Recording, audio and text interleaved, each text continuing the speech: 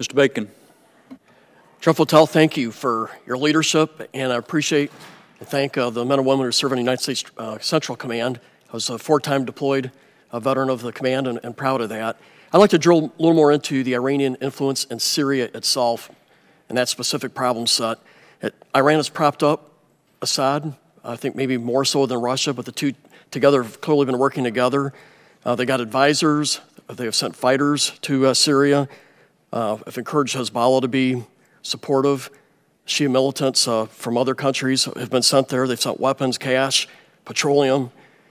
They recently launched a drone, it appears. I think it was an Iranian drone versus a Syrian drone.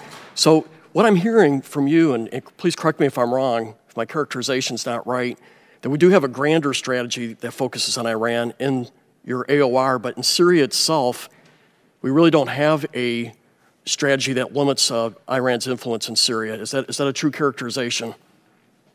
I'm not sure I would necessarily characterize it that way. There are things that are appropriate for the military to do, and that's the angle that I talk about. But there are certainly other parts of our government and other capabilities that we have as within our national resources that can address Iran's malign activities, whether they're in Syria or in other places. But you would agree it would be unacceptable for Iran to have a long-term presence in Western Syria? Well, it would be unacceptable if that presence resulted in threats to our other partners or in further destabilization of the region. Would you say it's acceptable or unacceptable for Iran to build a land bridge from Iran through Iraq, Syria to the borders of Israel? I would say it's unacceptable if the purpose of that land bridge is to move lethal technologies and advanced capabilities in the hands of other fighters who may use those to attack their neighbors. What would you say was the purpose of Iran launching that drone into Israel? Was that indeed Iran, or could it have been Syrian?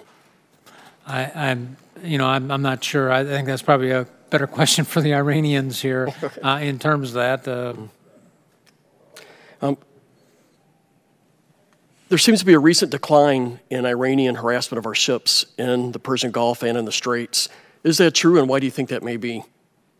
It is true. We have seen a decrease in some of the interactions that we have seen. I think this is principally because of some of the strong rhetoric or the strong discussion we have had about the lack of professionalism of Iranian maritime forces and how they operate in this region. I think that has got their attention.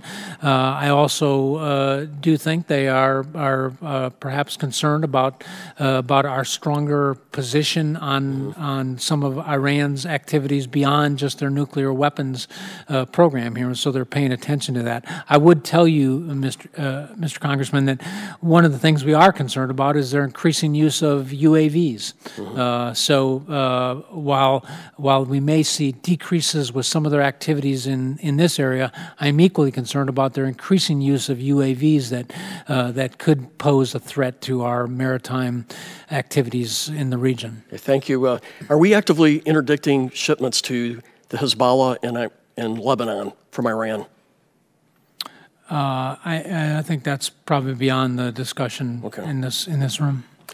Going back to a previous question on Joint Stars, we're being asked by the Air Force to determine, should we recapitalize the Joint Stars with a new airframe or let that go away and go to some new capabilities? And we're getting conflicting advice and counsel on that. I'd love to have your perspective. Do you need more Joint Star capabilities or less, or do you have thoughts for us at the HASC? As a combatant commander, I'm very dependent upon the services to provide us the right capabilities, and they always do, and we're very, very satisfied with that. So I'm less concerned about which platform it is on, and more concerned with the capability that's coming our way. Certainly, the Joint Stars provides not only ground movement targeting indicator capability that's very important in my theater and other theaters, but it also provides battle space management, command and control that comes along with these are key capabilities. What I'm trying to achieve with our use of ISR is layered ISR. I want to be able to draw all these capabilities into an ISR scheme that meets my requirements or meets our requirements in this particular theater. Well, again, thank you for being here today and answering our questions. We're grateful to you. I yield back.